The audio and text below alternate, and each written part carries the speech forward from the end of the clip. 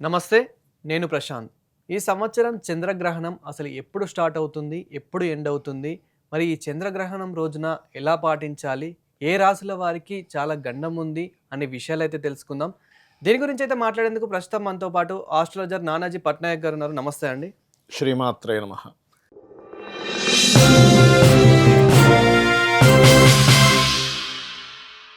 So, ఈ చంద్రగ్రహణం రోజు అసలు ఎలా పాటించాలి?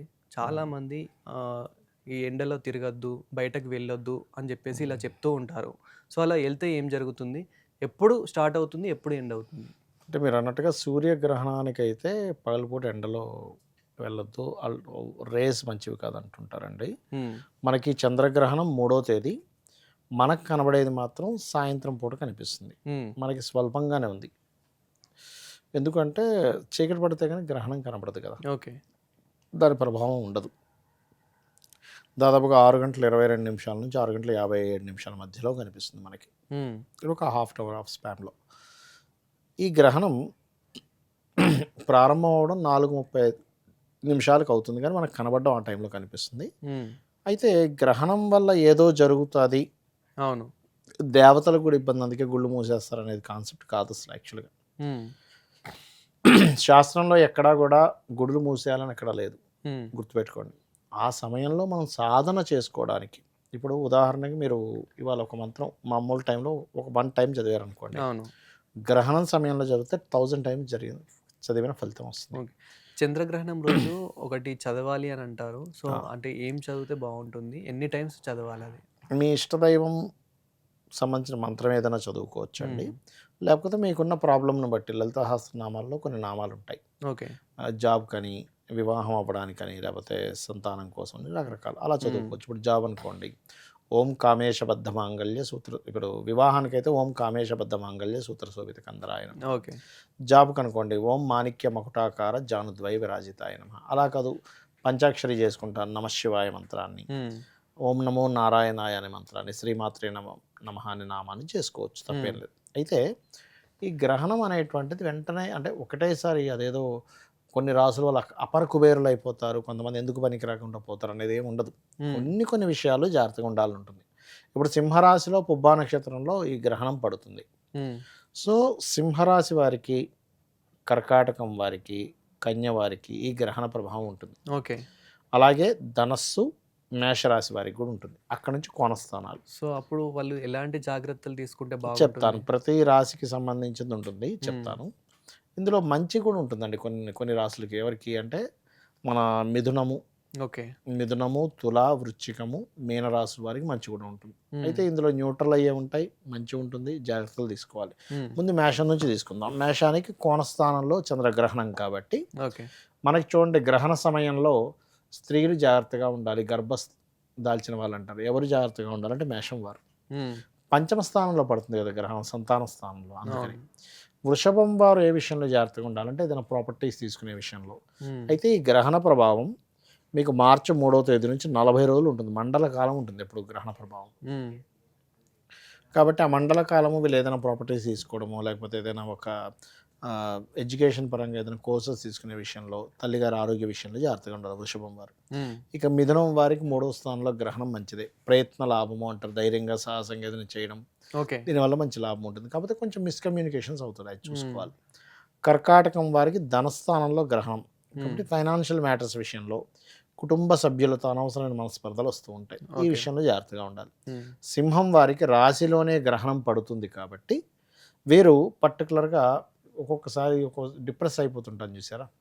అనవసరంగా కొన్ని కొన్ని విషయాల్లో మనసుకు తీసుకుంటుంటాం. హ్మ్.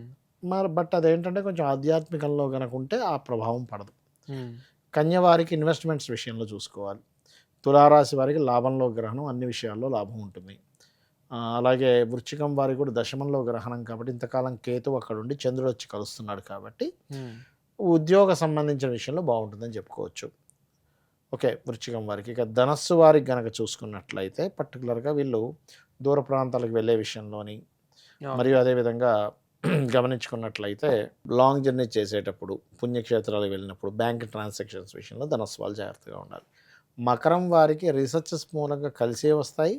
కొన్ని కొన్ని కొన్ని అన్ఎక్స్పెక్టెడ్ థింగ్స్ కూడా ఉన్నాయి ఇక్కడ, చూసుకోవాలి వాహనం మీద వెళ్ళేటప్పుడు అది.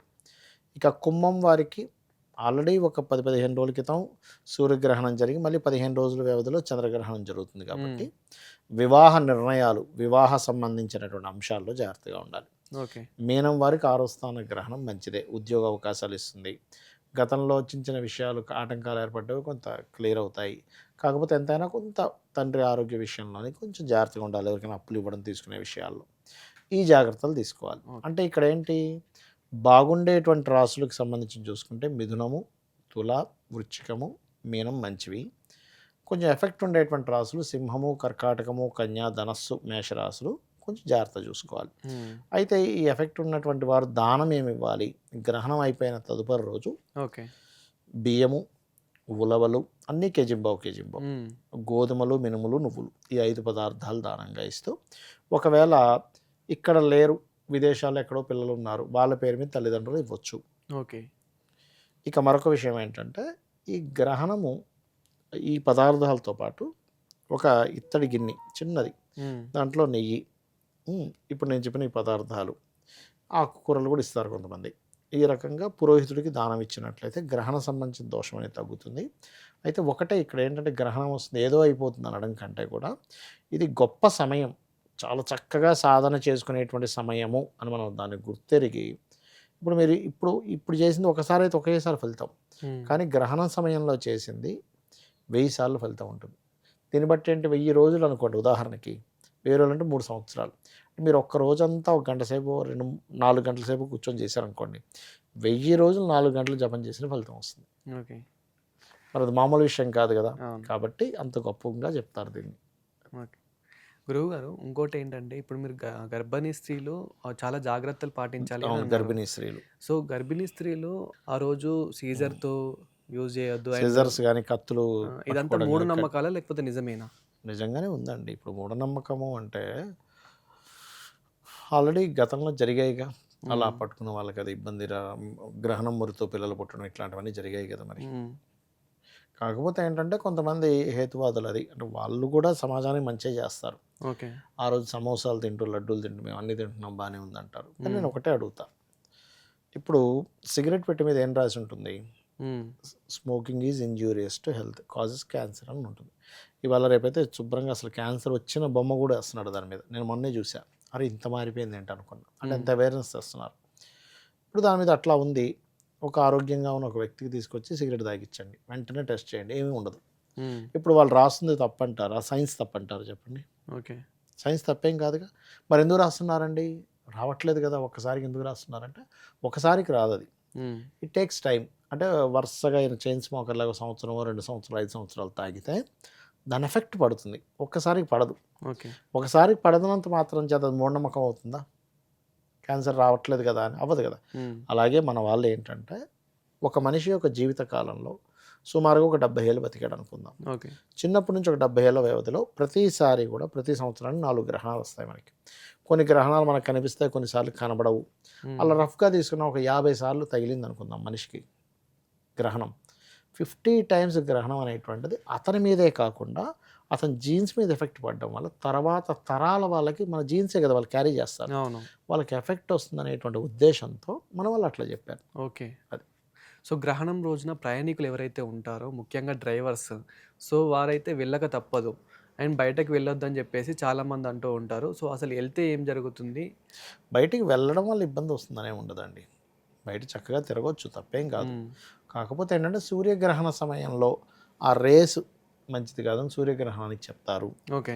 మామూలు టోపీ పెట్టుకుని గొడుగు పెట్టుకుని వెళ్ళొచ్చు, తప్పేం లేదు, ఏమి ఇబ్బంది ఏం కాదు అది. అండ్ గ్రహణం పోయే వారికి తినొద్దు అని చెప్పేసి కూడా అంటూ ఉంటారు. సో ఇలా తిండిని కూడా ఆపే గ్రహణం ఉందంటారా? కొన్ని టెస్టులు చేయించుకునేటప్పుడు కూడా మనం తినం. ఎందుకు తినమండి? అది మూఢనమ్మకం అంటున్నావా? ఓకే. కొన్ని రేస్ పాస్ అయ్యేటప్పుడు ఫుడ్ ఉండకూడదు అంటాడు కడుపులో. అది ఎట్లాగో ఈ రేస్ పాస్ అయ్యే ముందుగా తినేస్తే మంచిది, అంతేగాని మరొకటి ఏం కాదు. అక్కడ రేసే ఇక్కడ రేస్ ఉన్నవి. సూర్యగ్రహణంకి చంద్రగ్రహణంకి అసలు తేడా ఏంటి? ఏం లేదండి, సూర్యుడు చంద్రుడి యొక్క నీడ, భూమి యొక్క చంద్రుడి యొక్క నీడ, చంద్రుడు అడ్డంగా వస్తాడు. చంద్రగ్రహణానికి భూమి అడ్డంగా వస్తుంది, అంతే తేడా. లేదా సూర్యుడు అడ్డంగా వస్తాడు, అంతకుమించి మరొకటి ఏం లేదు. భూమి యొక్క నీడ దాని మీద పడుతుంది అంటారు. ఇట్లా చంద్రగ్రహణం రోజు చంద్రుడు గ్రహణగ్రస్తుడు అవుతాడు, సూర్యగ్రహణానికి సూర్యుడు గ్రహణగ్రస్తుడు అవుతాడు. చంద్రగ్రహణానికి ఏంటంటే మనకి రవిచంద్రులు 1/7 యాక్సెస్లో ఉంటారు. ఇప్పుడు సింహరాశిలో చంద్రుడు, కుంభంలో రవి ఉన్నాడు. ఇది చంద్రగ్రహణం. పౌర్ణమి రోజు జరుగుతుంది చంద్రగ్రహణం, అమావాస్య రోజు జరిగేది సూర్యగ్రహణం జరుగుతుంది. అండ్ ఈ చంద్రగ్రహణం రోజు ఇప్పుడు చిన్న పిల్లలు ఎవరైతే ఉంటారో వారి పేరెంట్స్ ఎలాంటి జాగ్రత్తలు తీసుకోవాలి పిల్లల కోసం? చిన్నపిల్లలకి, రోగగ్రస్తులకి, అలాగే ఆ, బాగా ఏజ్డ్ పర్సన్స్కి ఈ నియమాలు కూడా వర్తించవు. మన శాస్త్రాల్లో ఏంటంటే కొంతమంది కొన్ని ఎగ్జామ్షన్స్ ఇవ్వడం జరిగింది. చిన్నపిల్లలు ప్రతి గంటకి 2 గంటలకు ఒకసారి పాలు తాగుతారు. ఇప్పుడు ఆ చిన్నపిల్లలు నువ్వు తాగించకూడదు, 5-6 గంటల ముందు తాగించేసి దాని తర్వాత ఏంటంటే ఒప్పుకోవడం కుదరదుగా. కాబట్టి శాస్త్రాల్లో చాలా స్పష్టంగా ఇలా ఉన్న వాళ్ళకి ఎగ్జామ్షన్స్ అని చెప్పారు. అదేవిధంగా చంద్రగ్రహణం చాలా రకాలుగా ఉంటుంది అని చెప్పేసి సైన్స్ అవును. చెప్తూ ఉంది కదా, అవునండి. దాదాపు ఎన్ని రకాలుగా ఉండొచ్చు, ఎలా యూజ్ అవుతుంది? రకరకాలు ఉంటాయండి చంద్రగ్రహణాలు. మ్మ్. ఇప్పుడు ఏంటంటే ఇప్పుడు ఈ గ్రహణం పడుతుంది, సింహరాశిలో పడుతుంది. ఇది మ్మ్. రాజకీయ నాయకులకి ఇబ్బందినిస్తుంది. అంటే ఒక్కొక్క గ్రహణం వాతావరణం మీద, దేశ పరిస్థితుల మీద ఎఫెక్ట్ చూపిస్తూ ఉంటుంది. అట్లా రాజకీయ నాయకులకి ఎఫెక్ట్ ఇది కొంచెం. ఓకే, అందులో సంపూర్ణ గ్రహణం అంటే ఏంటి? సంపూర్ణ గ్రహణం అంటే మనకి సంపూర్ణంగా కనబడుతుంది అన్ని గంటల సేపు, చాలా నీట్గా 3.5-4 గంటల సేపు. అలా కాకుండా మీకు జస్ట్ ఒక సైడ్ మాత్రం ఇలా పాస్ అవుద్ది చూడండి ఒక్కోసారి. అంటే మనకి గ్రహణం ఏంటంటే ఇప్పుడు ఇట్లా గుండ్రంగా ఉంది కదా, ఈ గుండ్రంగా ఉన్నది కొంచెం మాత్రమే పాస్ అవుతుంది, దాన్ని పాక్షిక గ్రహణం అంటారు. మనకి ఈసారి అంటే సంపూర్ణమే కానీ మనకు కనబడడం తక్కువసేపు కనబడుతుంది, అంతే తేడా. సో అదేవిధంగా ఇంకా లైక్ అంటే ఈ టైంకి తినొద్దు, ఈ టైంకే తినాలి అని చెప్పేసి కూడా అంటూ ఉంటారు. అవునండి, అవును. అంటే ఏమీ లేదండి, ఇక్కడ కొన్ని టెస్టులు కిందాక చెప్పాను కదా, ఖాళీ కడుపుతో ఉంటే మంచిదే అంటారు. ఎందుకండి, ఏమో ఖాళీ కడుపుతో నేను కడుపు తింటే మీరు టెస్ట్ చేయకపోవడం ఏంటి, అది అనాగిరకం అన్నట్లు అంటున్నాం మనం. ఇది అనాగిరకం అండి, అసలు ఏమిటి అసలు ఇది బుల్షిట్ అనట్లేదు, ఎస్ దాని కదా కావాలి అంటున్నాం. అట్లాగే కొన్ని కిరణాలు ఇప్పుడు చూడండి, ఎందుకు మీకు ఎక్స్రే కిరణాలు ఎక్కువసార్లు చేయకూడదు. ఓకే, ఈసీజీ లాంటివి కొన్నిసార్లు లిమిట్ ఉంటుంది. ఎందుకు ఉంటుంది, మరి సైంటిఫికే కదా అంటే కొన్నిసార్లు కొన్ని రేస్ వల్ల మనిషికి ఎక్కువ ఎఫెక్ట్ ఉంటుంది.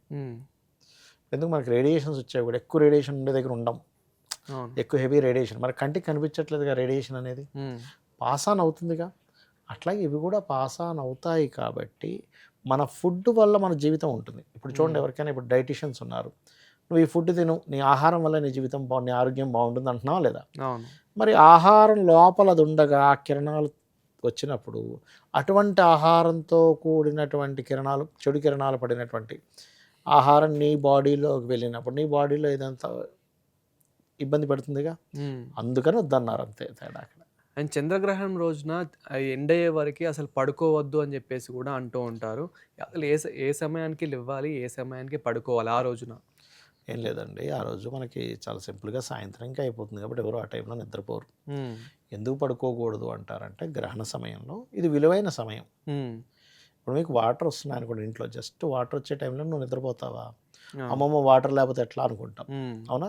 లేదు, గవర్నమెంట్ ఏదైనా ఒక స్కీమ్ పెట్టింది, ఇప్పుడు ఈ మధ్య కొన్ని స్కీమ్స్ వస్తాయి, పలానా December 31 రోజు ఈ కంపెనీ వాడు స్కీమ్ పెడుతున్నాడని అందరూ కంప్యూటర్ల ముందు కూర్చుంటాం. అంటే ఏంటి, అక్కడ ఒక ఆఫర్ మనం తీసుకోవచ్చు కదా. గ్రహణం రోజు మనం చేసుకునే జపం 1000 రెట్లు ఫలితం ఇస్తుంది అన్నప్పుడు మీకు పూర్వజన్మలో చేసుకున్న కర్మలు దగ్ధం అవుతాయిగా. ముఖ్యంగా మంత్రం ద్వారా కర్మ దగ్ధం అవుతుంది. కర్మ దగ్ధం అయితే నువ్వు పడేటువంటి ఇబ్బందుల నుంచి నువ్వు బయటపడగలుగుతావు. అందరూ కోరుకునేది ఏంటి, రుణము, రోగము, శత్రుత్వం ఉండకూడదు. రుణరోగ శత్రుత్వాలు తగ్గుతాయి.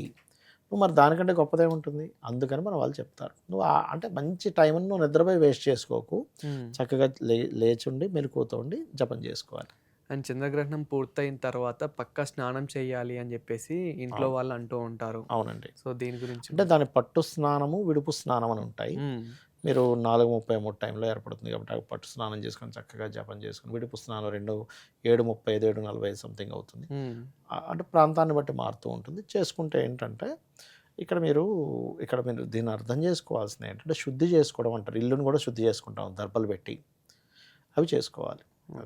సో ముఖ్యంగా విద్యార్థులు ఎలా ఉండాలంటారు?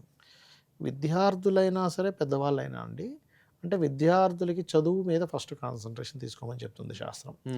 విద్యార్థుల్ని ఎక్కడా కూడా ఉపవాసం చేయమని, అవును. ఏకాదశి ఉపవాసాలు చేయమని చెప్పదు. ఉమ్. సో వాళ్ళు ఇప్పుడు ఏంటంటే ధర్మం అంటే ఏంటంటే నువ్వు దేంట్లో ఉన్నావో, ఏ ఏజ్‌లో, ఏ వృత్తిలో, ఏ దాంట్లో ఉన్నావో దాన్ని పర్ఫెక్ట్‌గా పాటించడం ఇస్ ధర్మం. ఉమ్. విద్యార్థి చదువుకోవడం ధర్మం. ఒక యుక్త వయసు వచ్చిన వ్యక్తి ఉద్యోగం చేయడం ధర్మం. గ్రహణం వచ్చినప్పుడు నీ కర్మను తగ్గించుకోవడానికి ఆ సమయంలో జపం చేసుకోవడం ధర్మం. థ్యాంక్ యూ అండి. శ్రీమాత్రే నమః.